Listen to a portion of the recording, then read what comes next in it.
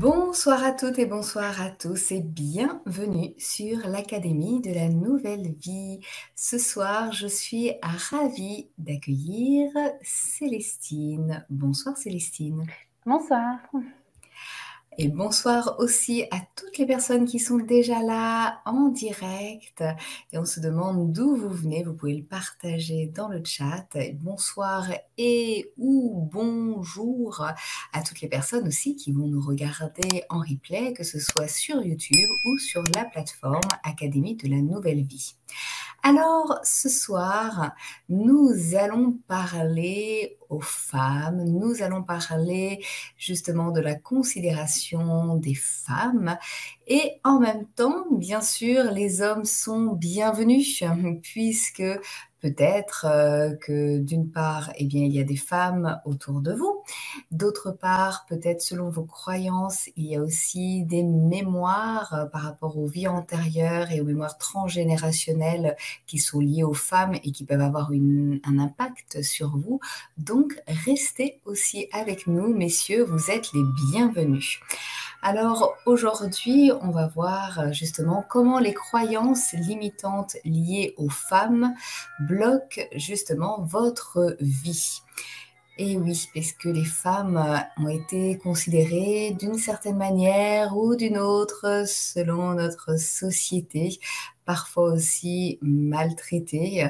Et tout cela, elles ont été considérées, ont un impact sur notre vie aujourd'hui, que cela soit par rapport aux mémoires transgénérationnelles ou bien à nos vies antérieures. Et dans cette conférence, Célestine Bouillou, qui est thérapeute holistique et libératrice d'âme, eh bien, va nous accompagner puisqu'elle a l'habitude, Célestine, elle est libératrice d'âme, elle aide les femmes à se libérer de leurs blessures, de leurs peurs, de leurs croyances limitantes, afin qu'elles s'autorisent enfin à s'aimer et à vivre la vie épanouissante qu'elles méritent et qui leur ressemble.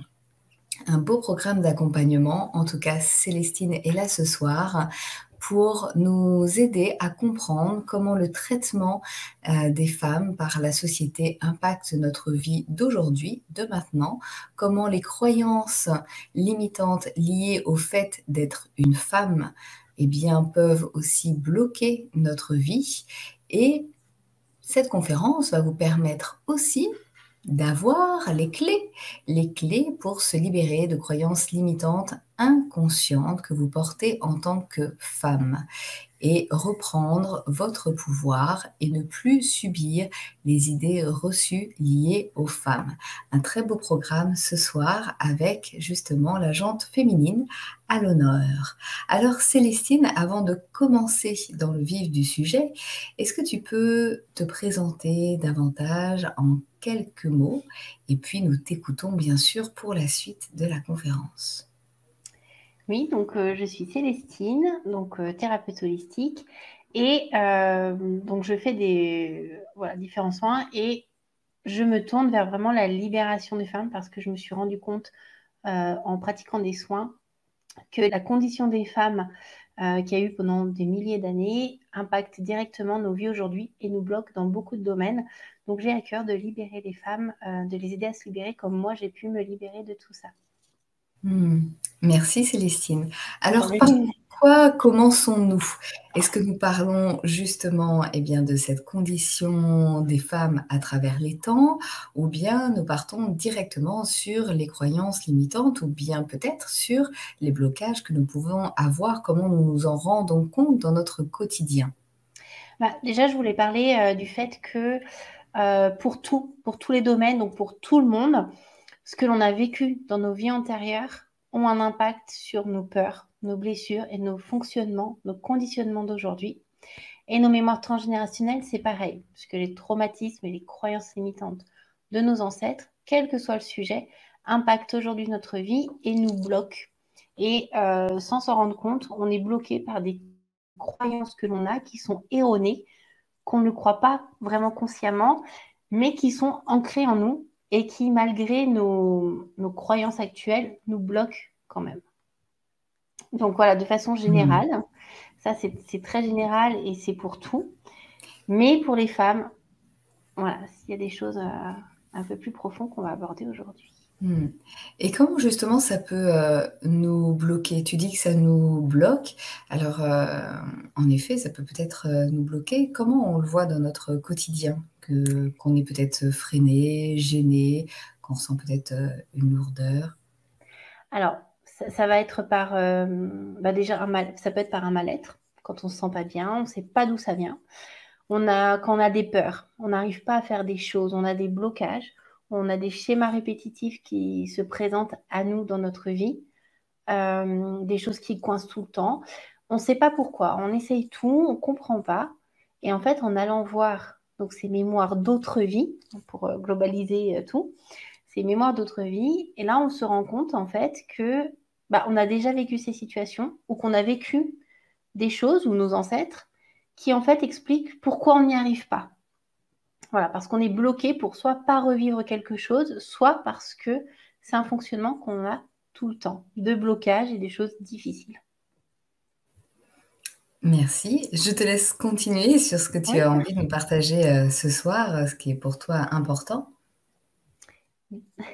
Alors, donc oui, donc je disais en fait, c'est quand on rencontre toujours les mêmes schémas, les mêmes choses, c'est qu'on a des choses qui bloquent. Et donc du coup, par rapport aux femmes, euh, toutes les femmes ont toujours été traitées comme des inférieures aux hommes. Ça, c'est pas un fait nouveau.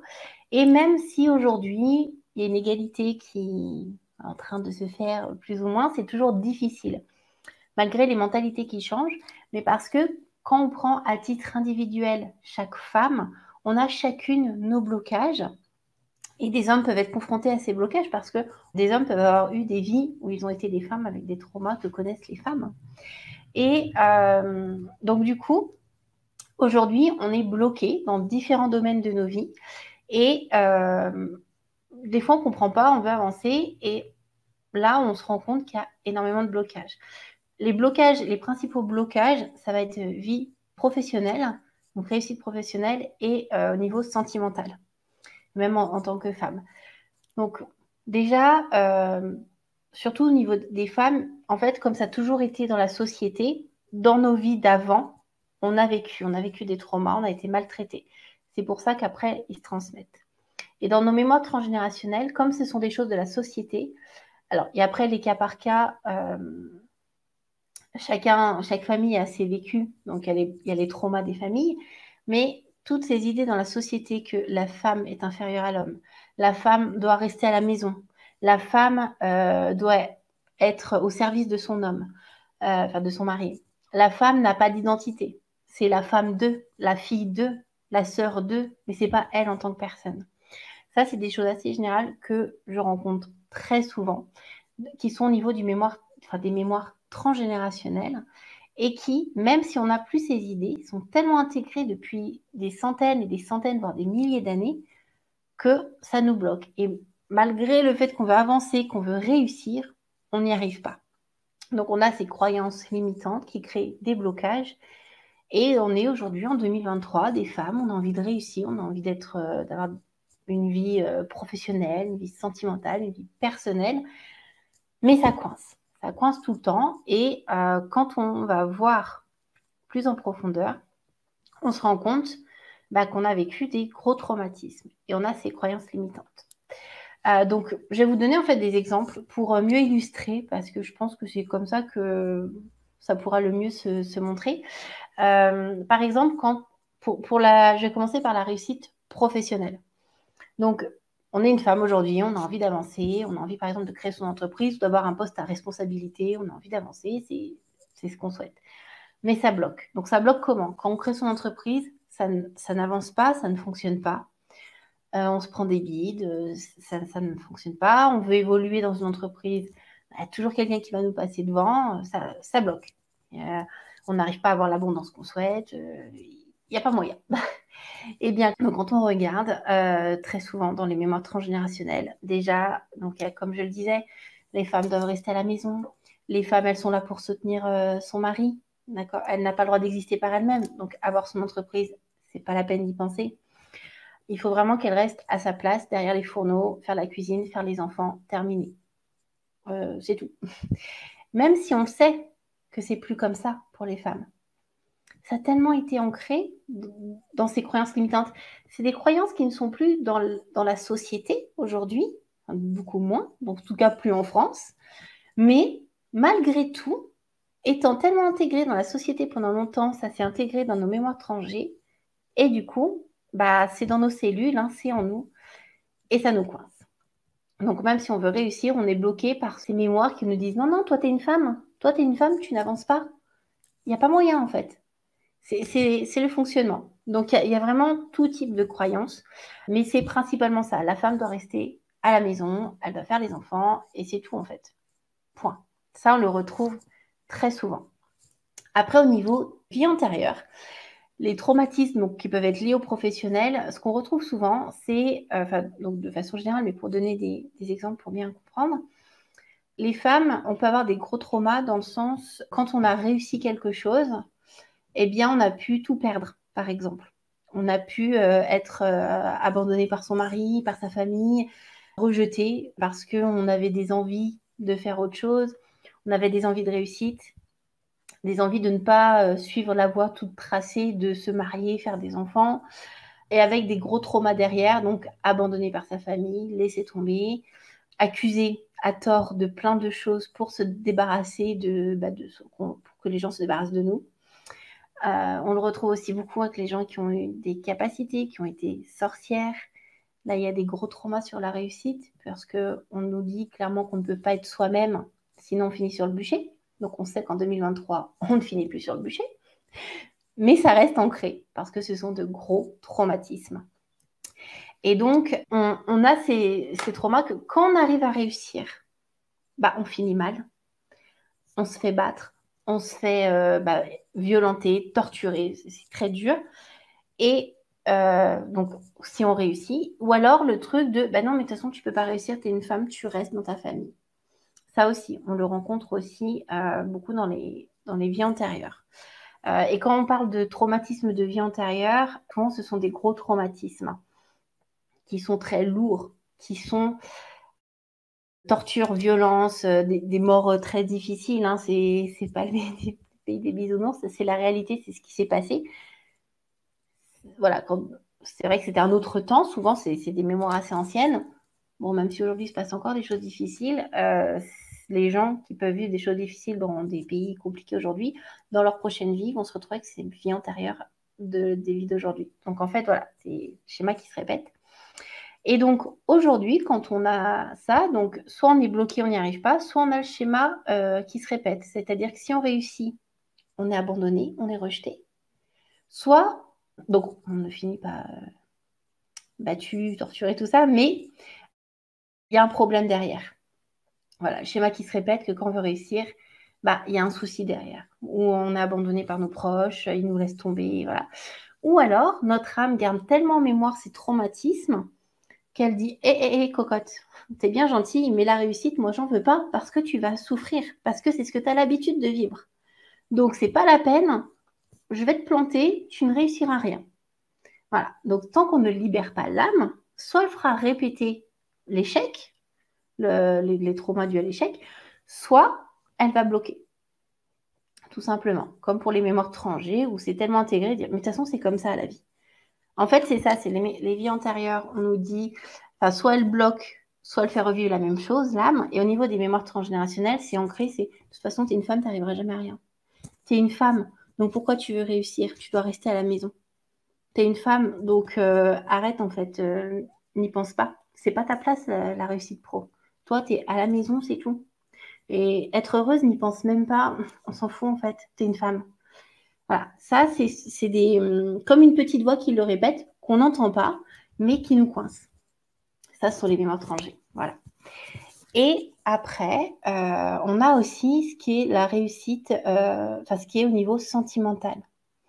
Au niveau sentimental, on peut être énormément bloqué aussi si on a vécu des traumas, aussi dans ce sens-là, ou dans nos vies antérieures, ou dans nos mémoires tranchées, dans le sens où dans nos mémoires transgénérationnelles, on a le fait que fallait se marier. Une femme n'existe pas si elle n'est pas mariée. Une femme doit se marier, on s'en fout si elle est heureuse, si elle est bien. Il n'y a pas d'importance.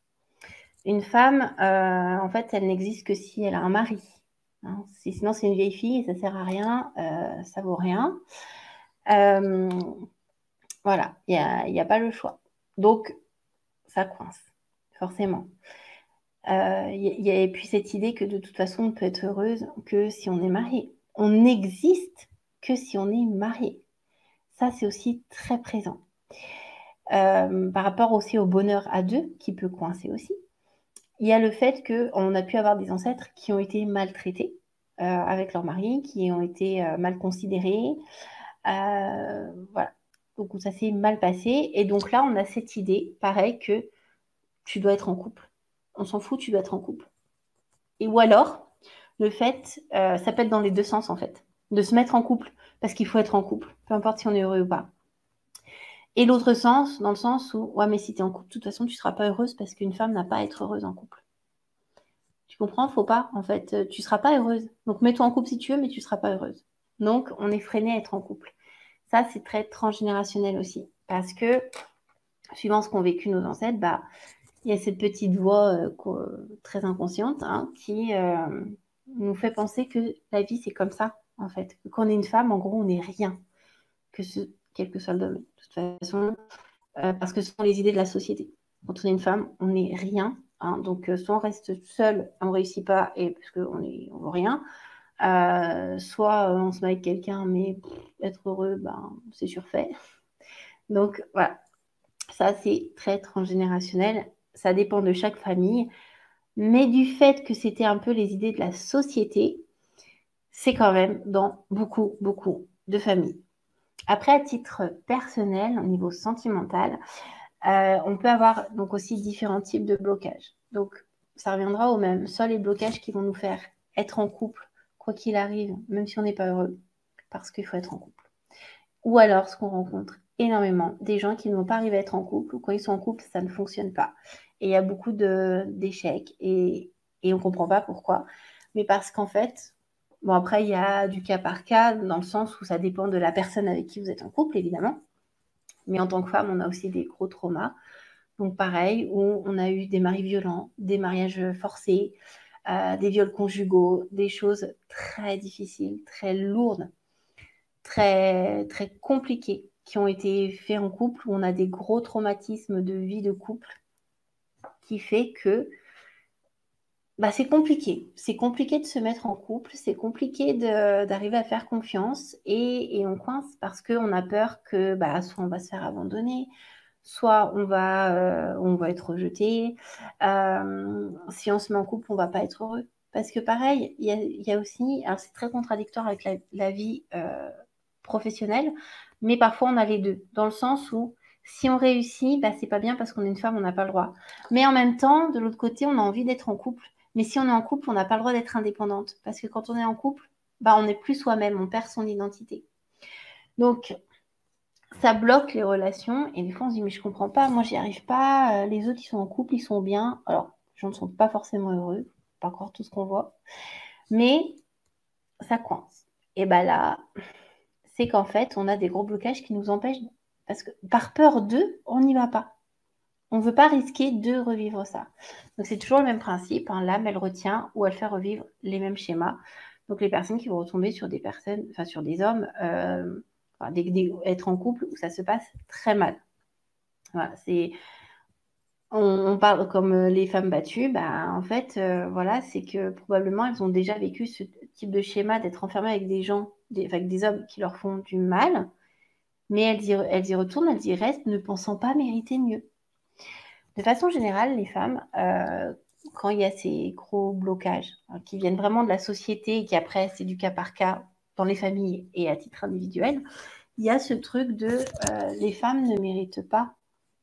Les femmes, il y a une grosse dévalorisation chez les femmes parce qu'il y a eu beaucoup d'humiliation, beaucoup de... voilà, le fait de répéter ce truc incessant que t'es une femme, tu sers à rien.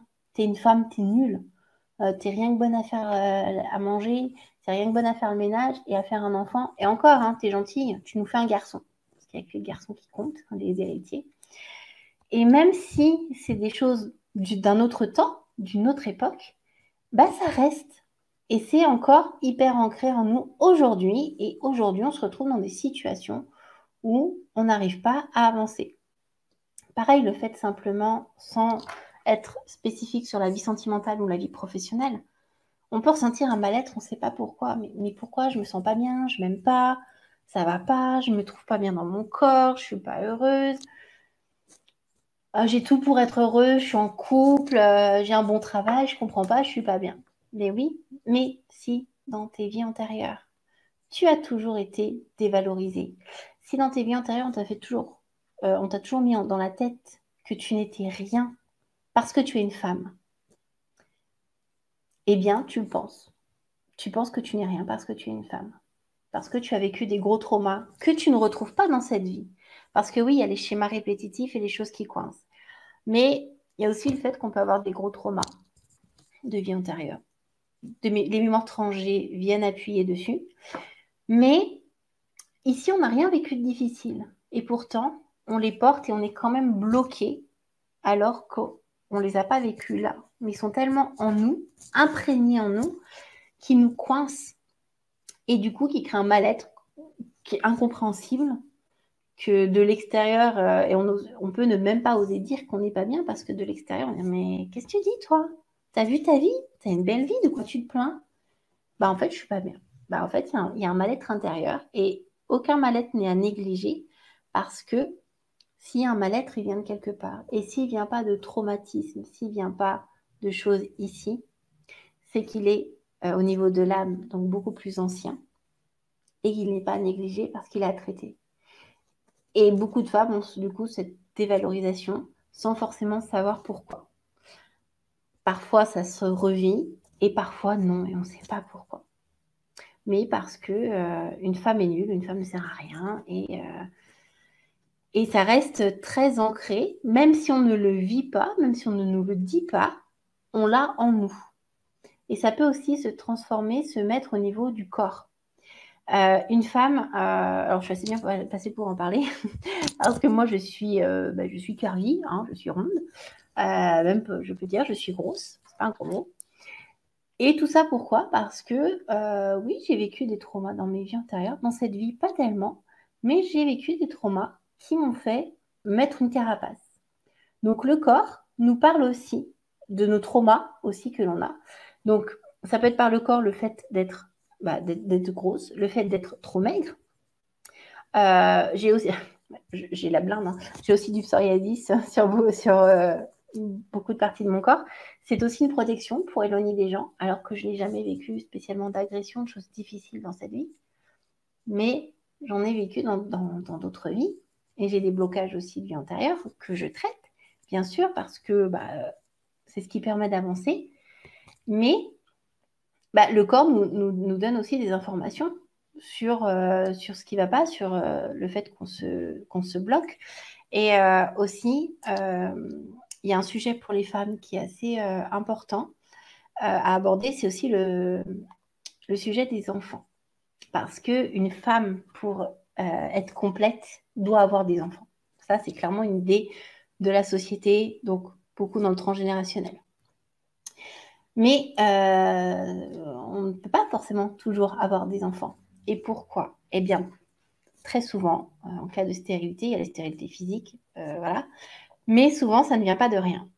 Et on a des traumas vis-à-vis du fait d'avoir des enfants dans d'autres vies, ou même dans nos mémoires transgénérationnelles. Si par exemple, un enfant est mort-né, ou la mère morte en couche, si par exemple c'est le deuxième enfant, on se rend compte que plusieurs générations après, il y en a qui n'arrivent pas à faire de deuxième enfant. Et on se retrouve avec des familles il y a beaucoup d'enfants uniques dans ces familles. Et ça, c'est très récurrent. Et c'est un sujet qui est aussi très compliqué parce qu'en fait, pour beaucoup de femmes, c'est compliqué de ne pas faire des enfants parce que on a toujours été dressé, inculqué, dans le sens où une femme ne sert qu'à faire des enfants. Une femme, elle est bonne à rien, sauf à faire la cuisine, le ménage et des enfants. Point. Donc aujourd'hui, avec des traumatismes qu'on a pu avoir de mort en couche, d'enfants perdus, de deuil non fait, autant transgénérationnel qu'en vie antérieure, on arrive aujourd'hui dans notre vie en 2023, on ne peut pas avoir d'enfants. C'est un sujet très difficile pour beaucoup de femmes parce qu'elles ont cette envie profonde ou ce truc de, mais de toute façon, tu es une femme, tu dois faire un enfant. Et elle n'y arrive pas. Et c'est aussi quelque chose de très compliqué qui amène aussi beaucoup de dévalorisation. Donc, c'est un sujet aussi qui est très pesant pour les femmes, encore aujourd'hui. Et- Ouais. Alors, déjà, merci Célestine. Tu as aussi les remerciements notamment d'Oria Sandrine qui apprécie ta douceur et ta bienveillance et ton professionnalisme.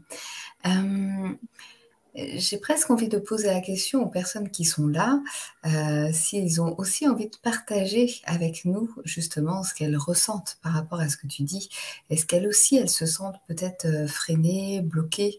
Est-ce qu'elles ont l'impression que c'est peut-être en lien avec ce qu'on a projeté aussi par rapport à cette image sur les femmes et ce côté-là, femme à la maison, donc pas d'entreprise, pas forcément de travail et devant faire des enfants. Si je condense tout ce que Oui, oui, en tu gros. as dit, ça peut être intéressant si vous avez bien sûr envie de partager avec nous. Et Auria Sandrine demande aussi quelle technique utilises-tu justement pour libérer de toutes ces croyances, ces blocages? Alors moi, donc je vois les blocages, hein, les vies antérieures, les mémoires étrangères, je les vois. Et j'utilise la déprogrammation intuitive à ma sauce. Mhm. Voilà.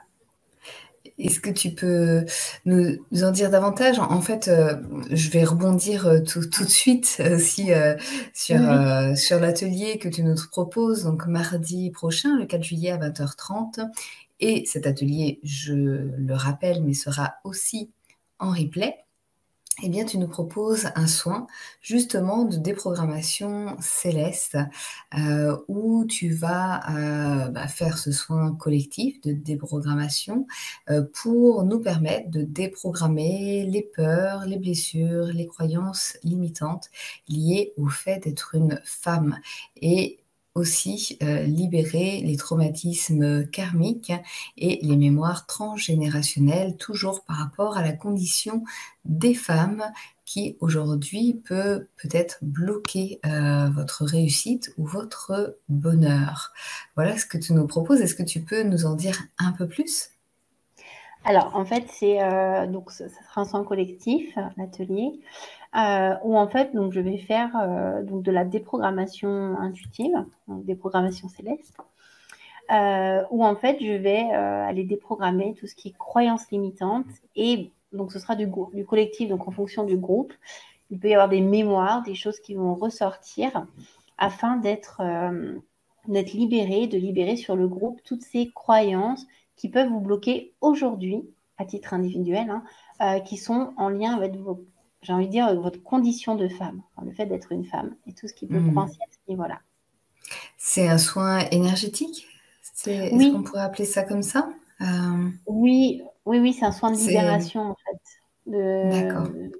C'est au niveau de l'âme en fait. Moi, je libère les choses au niveau de l'âme.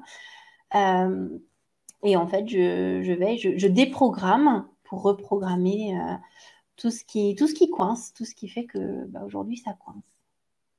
Est-ce que c'est un soin qu'on doit faire régulièrement?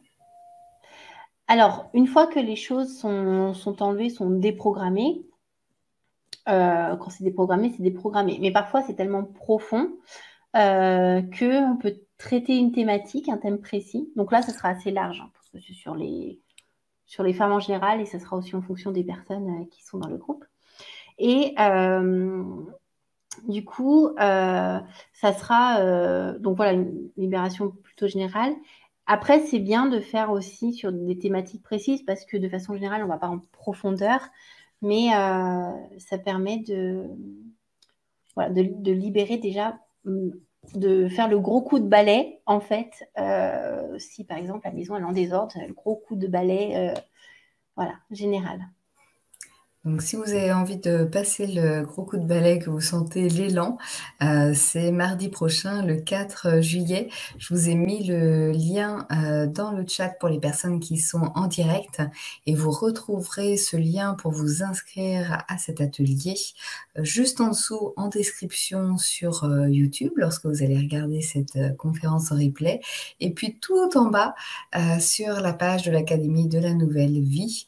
Voilà, pour vous inscrire. Et je le rappelle, en ce moment, l'Académie de la Nouvelle Vie et ses intervenants, eh bien, ont décidé de rendre ces ateliers beaucoup plus accessibles et principalement au niveau tarifaire.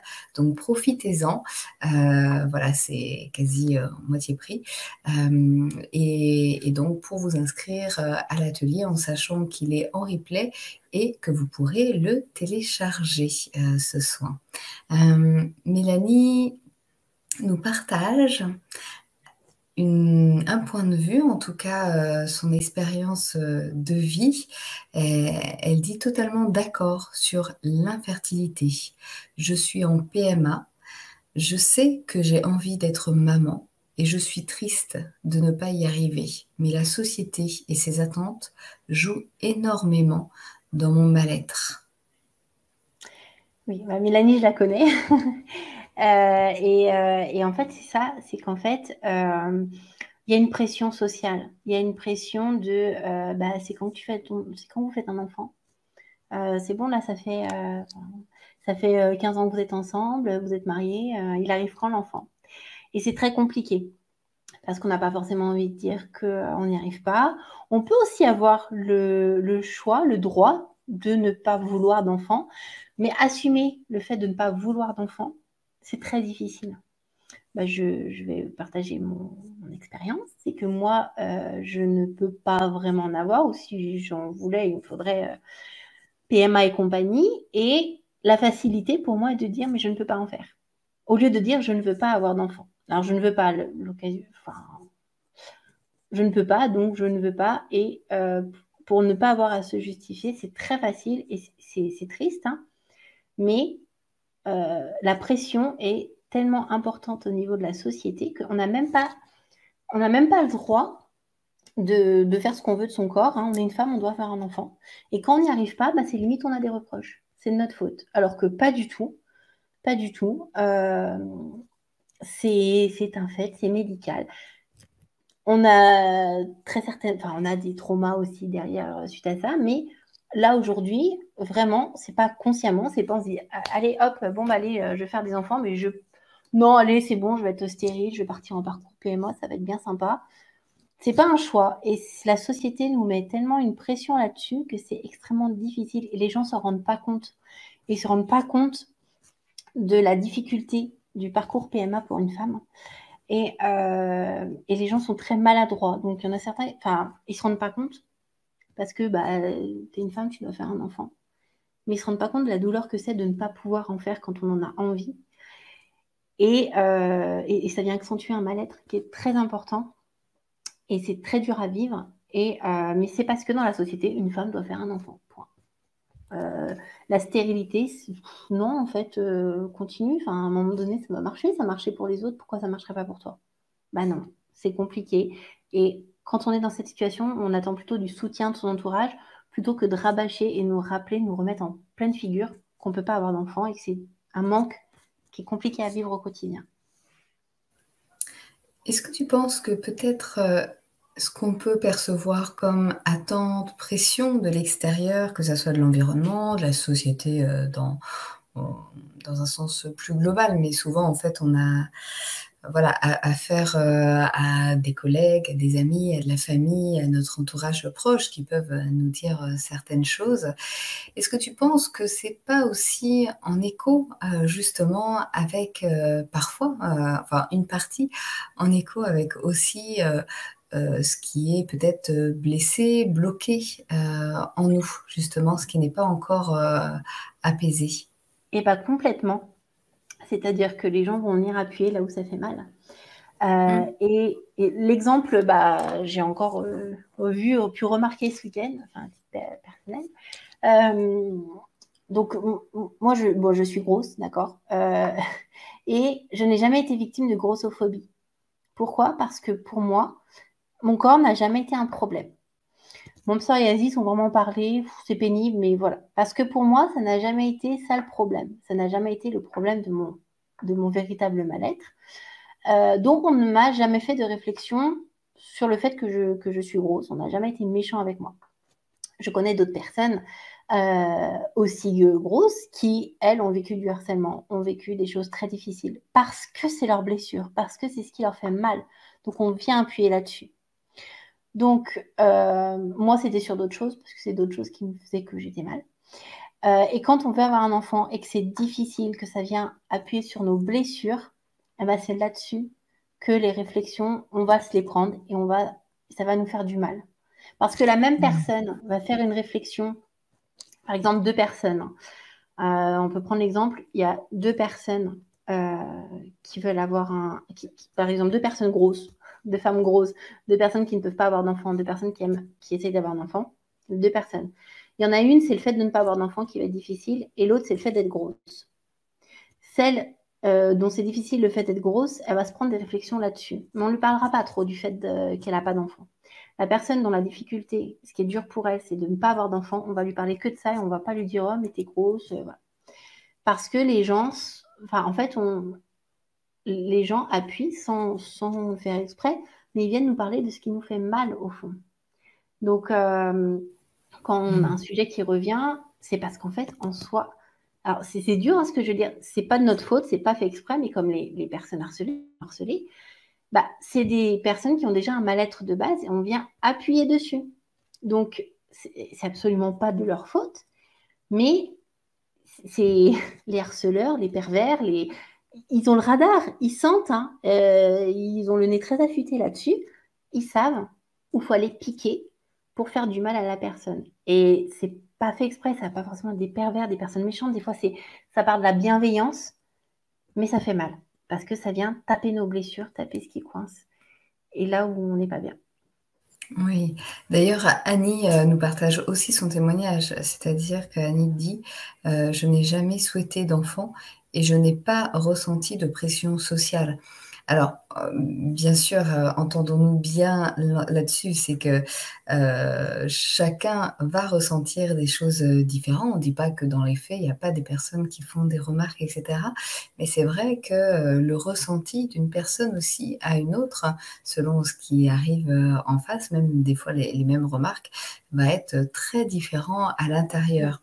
Comme elle dit, la prétendue pression sociale n'est que celle que l'on fait transiter par le regard des autres. Oui, en fait, c'est qu'on va entendre, on va faire attention sur ce qui nous fait du mal. J'ai un autre exemple que j'ai vécu il y a quelques semaines, un défilé. Euh, donc, on était plusieurs grosses, clairement, à défiler, à être modèle. Et il y avait pas mal de personnes minces. Il y avait beaucoup de mannequins pro. Et moi, qui n'ai aucun souci là-dessus, je n'entends jamais de remarques grossophobes, je ne fais pas attention. Et bien d'autres personnes qui étaient avec moi ont entendu des remarques grossophobes, ont entendu des remarques qui les ont blessés. Ce que je comprends, sauf que moi, je ne les ai même pas entendues, je n'ai même pas prêté d'attention. Parce que nos blessures ne sont pas au même endroit. Des choses que moi, même à l'oreille, je ne vais pas y entendre. D'autres personnes qui sont dans la blessure sur leur physique, sur leur poids, où c'est un mal-être, ont entendu ces réflexions. Et ça leur a fait mal. Mais parce que quand on est aligné avec quelque chose ou on, quand on ne prête pas d'attention, quand c'est pas ce qui vient nous faire mal, eh ben on n'entend pas les réflexions et on ne vient pas appuyer sur nos blessures en fait. Enfin, il y a, mais ça nous passe au-dessus. On n'entend même pas, on ne fait pas attention parce que ce n'est pas notre blessure. Donc, c'est qu'on n'a pas une blessure avec ça. Annie rajoute, pour conclure sur ce sujet par rapport à ces femmes qui n'ont pas d'enfants, elle a conseillé aux femmes qui n'avaient pas d'enfants, au cas où elles étaient interpellées à ce sujet, de citer Coluche. Ceux qui ont des enfants sont ceux qui n'ont pas réussi à avoir de chien. Oui. Mais Merci Annie du partage. Après, voilà, c'est comme tu dis, quand finalement c'est apaisé en soi, et d'ailleurs le son que tu nous proposes participe, aide à aller sur ce chemin pour libérer oui, aussi les peurs, les croyances, plus c'est tranquille. Et, euh, et plus aussi, eh bien, comme tu dis, soit on va pas forcément entendre, soit, eh bien, on va peut-être entendre, mais ça va nous passer au-dessus de la tête, en fait. c'est Et il y ça. aura pas comme ça cet inconfort intérieur qui peut rester, et un ressenti qui peut même parfois se transformer en souffrance. C'est exactement ça, parce qu'en fait, ça vient taper nos blessures. Hmm. Et du coup, ça vient accentuer encore plus ce mal-être, ces blessures, ces peurs que l'on a et qui créent encore plus de blocage et qui nous rend encore plus mal. Hmm. Parce que c'est vraiment appuyé là où ça fait mal et les gens ne s'en rendent même pas compte. En fait, par exemple, des fois, on va voir quelqu'un et sans le vouloir, sans faire exprès, mais sans être méchant. Par exemple, on va aller chez quelqu'un, moi par exemple, qui n'ai pas l'habitude de demander ça parce que je sais la condition des femmes et je sais que des gens qui n'ont pas d'enfants, ça peut être soit un choix, soit un problème de ne pas avoir d'enfants. On ne sait pas pourquoi, un jour, je vais arriver chez des gens et quelle idée va me passer par la tête de leur dire, bon, et alors, vous n'avez pas d'enfants, c'est prévu? Alors que c'est absolument pas le genre de question que je posais d'habitude. Pourquoi je pourrais poser ce genre de questions? Parce que c'est des gens qui pourraient, où ça viendrait appuyer leurs blessures. Bon, ça m'est jamais arrivé parce que je suis très attention à ça, parce que je connais le sujet. Mais des fois, on pose jamais cette question. C'est pas pourquoi un jour on va poser une de ces questions à quelqu'un. Mais pourquoi? Parce que cette personne, on vient taper sa blessure, en fait, on nous remet toujours, pardon de dire ça, je vais être vulgaire, mais on nous remet toujours le nez dans la merde. Enfin, c'est l'image, on nous remet toujours dans nos blessures, dans nos trucs, pour nous montrer, alors c'est très pervers comme système, mais c'est pour nous montrer ce qui coince et qu'à un moment donné, on tape du poing sur la table, on dit, bon, allez, maintenant, faudrait peut-être que j'arrête que je guérisse de ça et que j'arrête avec ça. Et à un moment donné, il faut Hmm. avancer. Et comme le dit Annie, moi, c'est vrai que j'ai eu un peu une pression au niveau de ma famille. Dire, ah, mais faut que tu rencontres quelqu'un, tu vas faire un enfant. Non, mais je peux pas. Avec ce truc, parce qu'il y avait un. Maintenant, on m'en parle plus parce que j'ai réglé ça à mon niveau. Donc, on ne m'en parle plus. Alors que la situation est la même. Je n'en ai toujours pas d'enfant. Parce que moi, j'ai réglé ce problème en moi. Quelqu'un qui est aligné avec ça, qui ne veut pas d'enfant, qui n'a aucun souci avec ça, eh ben, c'est pas grave, en fait. On va jamais lui en parler. Parce que, comme Annie, elle est totalement alignée avec sa décision, il n'y a aucun problème. C'est pas une blessure, c'est un choix. Donc, on ne vient pas l'embêter avec ça. Comme moi, par exemple, sur mon poids. Moi, mon corps, c'est pas un sujet pour moi de mal-être. Mon mal-être, il était dans la tête. Donc, on n'est jamais venu appuyer sur mon poids. On est venu appuyer sur mes faiblesses dans ma tête, en fait. Voilà. Hmm. Merci Célestine. Alors, on va passer peut-être à un autre sujet puisque Mireille rebondit davantage sur le couple, et puis voir s'il y a un lien avec justement le passé, voire les passés dans d'autres espaces-temps ou dans la famille. Justement, est-ce que le fait de vivre des deuils, euh, voilà, dans des conditions qui sont assez similaires et brutales, peut avoir un lien avec un traumatisme du passé? Elle a vécu Oui, notamment deux deuils dans des conditions très proches, voilà, d'hommes oui. qui sont décédés à peu près au même âge. Ça peut être un schéma répétitif. Alors, ne pas oublier que parfois, ce qu'on vit aussi, notamment là, quand c'est des décès de deux personnes, ça leur appartient aussi. C'est leur décès. Il y a parfois des choses, il faut bien se dire que ça ne nous appartient pas, ça appartient aux autres. Après, la façon dont on le vit, ça nous appartient. Ça, déjà, il faut aussi faire attention à ça. Parce que des fois, on dit, on prend des choses pour soi qui ne sont pas pour soi. Donc, c'est aussi un révélateur de certaines choses. Mais effectivement, le fait de vivre ces deux deuils, la façon de les prendre de façon similaire, c'est qu'il y a certainement des deuils qui ont mal été vécus, qui n'ont pas pu être faits probablement dans d'autres vies. Et ou alors, et où, j'ai envie de dire, il y a un rapport à la mort qui est compliqué. Donc, comme si on vous remet devant ce rapport à la mort.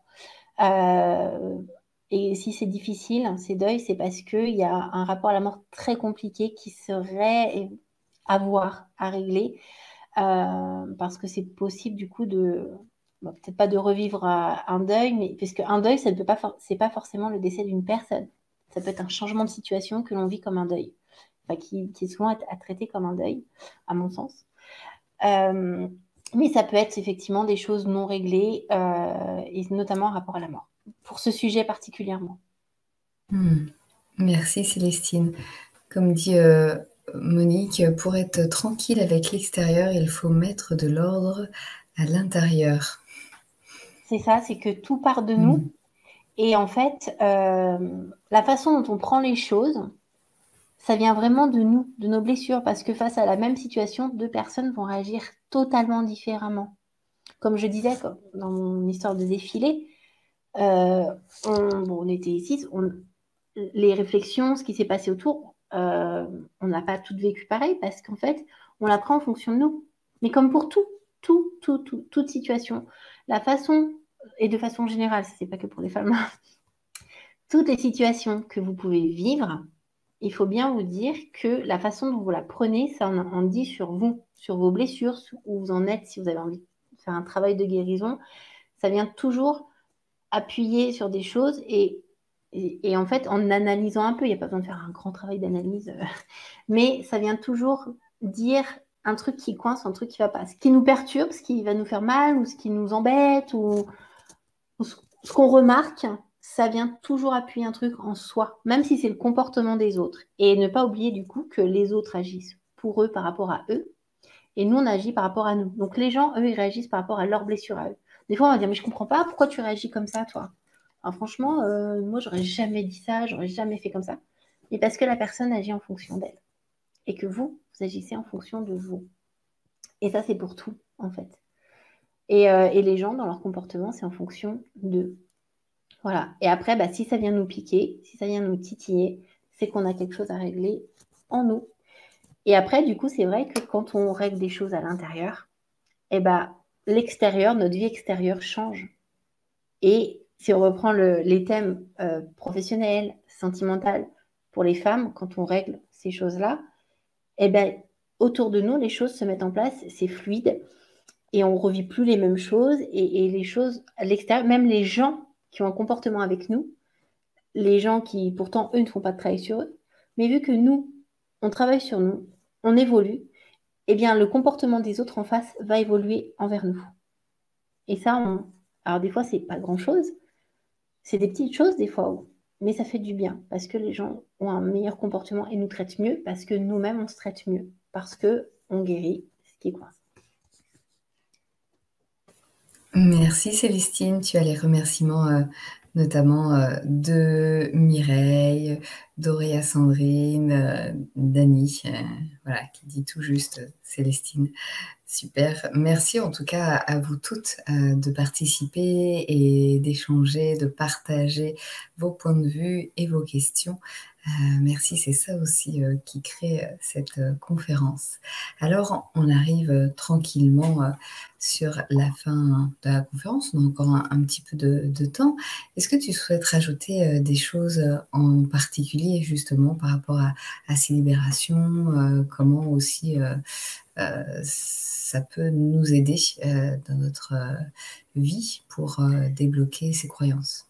Bah, comme je disais, en fait, ce qui est intéressant de faire au quotidien, c'est de se rendre compte les situations qu'on vit et qui nous font du mal, se rendre compte qu'est-ce que ça vient piquer en nous. Et en fait, quand on s'en rend compte, déjà, c'est une bonne étape. Et ça permet de voir là où il faut travailler sur nous. Parce que, alors pas pour toutes les femmes, mais pour beaucoup de femmes, il y a un gros problème de grosses blessures de dévalorisation. Et on a très peu d'estime, de confiance et d'amour pour soi. Et pour aider, c'est vrai que travailler l'amour de soi, la confiance en soi, ne serait-ce que se regarder, se dire des compliments. Ça paraît bête, hein, mais c'est important. C'est important parce que ça travaille notre amour, notre estime de soi, et c'est à faire au quotidien. Parce que arrêter de se dévaloriser parce qu'avec tous ces traitements des femmes, tout ce qu'on a pu vivre, nos ancêtres, nous dans d'autres vies, et ben cette dévalorisation, elle est permanente et c'est automatique des fois. On s'en rend pas compte à quel point on n'a pas confiance en nous, à quel point on se dévalorise. Donc c'est important d'inverser la tendance. Moi je sais que, et je le travaille encore au quotidien, quand je vais dire oh mais je suis bête, non, non, non, je suis pas bête. C'est juste que je n'avais pas fait attention, mais c'est pas grave, maintenant je vois. Ok. Voilà, toujours se reprendre quand on se fait des reproches à soi-même, se faire des compliments régulièrement, se dire qu'on est belle, ne pas avoir peur de dire bah, je suis assez intelligente quand même, je suis douée dans ça, ne pas avoir peur de dire dans quoi on est doué, parce que, alors il n'y a pas que les femmes, mais beaucoup, beaucoup les femmes, on a énormément de mal à dire dans quoi on est doué. Moi, je sais que si les choses où je sais où je suis douée, j'avais tendance à dire ouais, mais dans ça, je suis nulle par contre, hein. Parce que ne pas assumer nos points forts, en fait, ne pas assumer d'être bonne dans quelque chose. Bah non, je peux dire que je suis douée dans quelque chose et point, c'est tout. Je parle de ça, oui, je suis douée là-dedans. Par contre, bon, bah, si dans quelque chose on n'est pas doué, on n'est pas doué, mais c'est normal. Mais voilà, quelque chose qui aidera beaucoup, c'est déjà voir ce que les gens viennent piquer et surtout se faire des compliments, se valoriser tout le temps, tout le temps, tout le temps. C'est difficile, hein, quand ça va pas, c'est compliqué. Quand on est dans la dévalorisation constante, c'est compliqué, surtout quand ça fait plusieurs vies. Mais c'est un petit travail à faire régulièrement et qui aide beaucoup. Et quand on s'aime, quand on s'estime, quand on a confiance en soi, eh ben, ça peut ouvrir plein de portes. Merci. Est-ce que je peux me permettre de te poser la question pour aller un petit peu plus loin pour les personnes qui nous écoutent, parce que ça peut être une petite clé, la bonus dans la conférence. Tu dis oui, se valoriser tout le temps, peut-être se faire des compliments, etc. Et en même temps, on voit bien pour des personnes qui se dévalorisent régulièrement, que même les compliments, même si elles se forcent à faire un compliment, bah, ça fonctionne pas forcément. C'est même des fois contre-productif parce que elles y croient pas, elles s'auto-jugent, pardon, encore plus. Est-ce que tu pourrais nous donner une petite clé, c'est-à-dire quelque chose qui pourrait peut-être les aider par rapport à ça? Alors, déjà, pour arriver à ce que ce soit automatique, à ce que le cerveau l'intègre, il faut faire pendant 21 jours, Mhm. déjà. Et, par exemple, se faire un compliment. Même si on s'aime pas, moi, je veux dire, avant, je m'aimais pas du tout. Quand j'étais plus jeune, puis même encore il y a très peu de temps, enfin, moi, la dévalorisation, c'était du plus, plus, plus, plus, même sans m'en rendre compte. J'étais incapable de dire les choses sur moi. Par contre, j'ai toujours, toujours aimé mes yeux. Toujours. Même si je me suis trouvée la plus nulle du monde, moche, et le fait d'être grosse, je me le suis jamais reproché par contre. Mais il y a un truc, c'est que j'ai toujours aimé mes yeux. Toujours, toujours, toujours. Et ben, donc on a toujours au moins un truc qu'on aime chez soi. Peu importe ce que c'est. Ça peut être ses yeux, alors ça peut être une caractéristique physique, mais ça peut être quelque chose dans son comportement. Alors par contre, pas le fait d'aider les autres et d'être là pour les autres, hein. Ça, non. Vous faites ce que vous voulez, mais moi, j'en veux pas. Je ne vous conseille pas de faire ça parce que justement, quand on est dans la dévalorisation, quand on ne s'aime pas, on est dans les blessures, rejet ou abandon. Et quand on veut aider les autres, on ne le fait pas pour soi, mais on le fait pour les autres. Enfin, on ne le fait pas pour aider les autres, pour être gentil et tout ça. On le fait pour se nourrir, pour nourrir ses blessures, en fait. Et on le fait en attendant la reconnaissance qui, globalement, ne vient jamais. Donc, le compliment à vous faire, jamais de la vie, c'est oh, je suis là pour les autres, j'aide les autres. Non, non, non, non, non. Il faut que. Enfin, faites ce que vous voulez, mais je ne vous le conseille pas. Il faut que ce soit, donc, soit quelque chose de physique. Je vous dis, moi, mes yeux, j'ai toujours aimé mes yeux. Ça peut être les oreilles, les doigts, un truc bête, hein. Moi, maintenant, je me fais les ongles parce que je prends du temps pour moi et j'aime ça. Si vous aimez vous faire les ongles, dites-vous, j'ai des jolis ongles. C'est bête, hein. Ou alors, quelque chose. Euh, quelque chose qu'on vous dit, par exemple, ah bah, je suis une personne douce, un trait de caractère, par exemple. Alors, oui, on peut vous dire que vous êtes marrante, on peut vous dire, bah, ou que quelque chose que vous faites bien. Voilà, vous aimez cuisiner, vous faites bien à manger. Et bah, dites-le vous. Ah bah, je suis une bonne cuisinière. Ah, ce que je fais, c'est bon. Voilà, tout simplement. Hmm. Euh, des choses toutes bêtes. Vous aimez lire, et bah, lisez des livres, vous dites, oh, je suis une bonne lectrice, oh, bah, oh, je suis cultivée à force de lire, ou je suis bonne en orthographe. Peu importe, peu importe. Ne serait-ce qu'une seule chose. Au moins 21 jours, et après, vous allez trouver d'autres choses petit à petit, et aussi faire un travail sur soi de, voilà, c'est des petites étapes, mais qui aident beaucoup quand on les fait régulièrement. C'est long, ça c'est pénible, c'est long, il n'y a pas de recette magique, malheureusement, mais ça fait du bien. Merci beaucoup Célestine de cette précision justement parce que c'est aussi utile quand on est dans des périodes où on est peut-être dépassé, où on a l'impression de ne pas voir la lumière ou ce qui va sur nous, quelque chose de précis et de bien pragmatique. Donc un premier petit pas, comme vous le propose Célestine. Donc le premier petit pas, c'est de voir déjà justement ce verre qui est à moitié plein et pas à moitié vide chez nous et de trouver au moins une petite chose. Il y a au moins, comme dit Cécile, quelque chose là qui vous plaît chez vous. Et vous le répétez, vous le redire, même si c'est toujours dans un premier temps un peu la même chose. Après, vous aurez sûrement d'autres idées. Voilà, ça rejoint aussi tout ce qu'on appelle par rapport à la gratitude, mais dans cette reconnaissance qui a aussi du beau, du bon, voilà, chez vous et qui a cette valeur-là. Et au quotidien, comme le dit Célestine, sur au moins 3 semaines, voire plus. Euh, Super. Ah oui, Auria Sandrine est d'accord avec toi. Elle dit que quand les personnes en effet appuient sur un de nos blocages, cela remet en évidence pour que nous puissions aussi travailler dessus. Eh bien oui, alors si vous sentez que là, ces derniers temps, il y a justement des appuis de l'extérieur qui viennent grincer à l'intérieur de vous, qui a besoin aussi eh bien de trouver cette tranquillité à l'intérieur pour que ça puisse aussi se ressentir à l'extérieur, de faire ce premier pas, hein, comme tu l'as dit, c'est déjà un bon balayage. Si vous sentez l'élan, eh bien Célestine nous propose un soin pour libérer justement ces blocages par rapport à ces conditions qui ont été engrammées au niveau du karma, au niveau transgénérationnel. Et c'est le mardi prochain, le 4 juillet, mais c'est surtout aussi en replay si vous n'êtes pas dispo mardi prochain et vous pourrez le télécharger et l'écouter autant de fois que vous le souhaitez. Voilà. Et C'est les... bah, Oui, du vas-y, coup, vas-y. je rajoute une précision. Oui. Alors, j'ai une petite particularité de mes soins, et donc là, que je vous ferai découvrir. Donc, je parle en même temps que je fais les soins. Et le fait de réécouter les soins, donc la déprogrammation, bon, le gros se fait au moment du soin. Mais le fait, à travers ce que je vais dire, à travers ma voix, en réécoutant les soins, ça va réactiver au niveau des énergies de libération.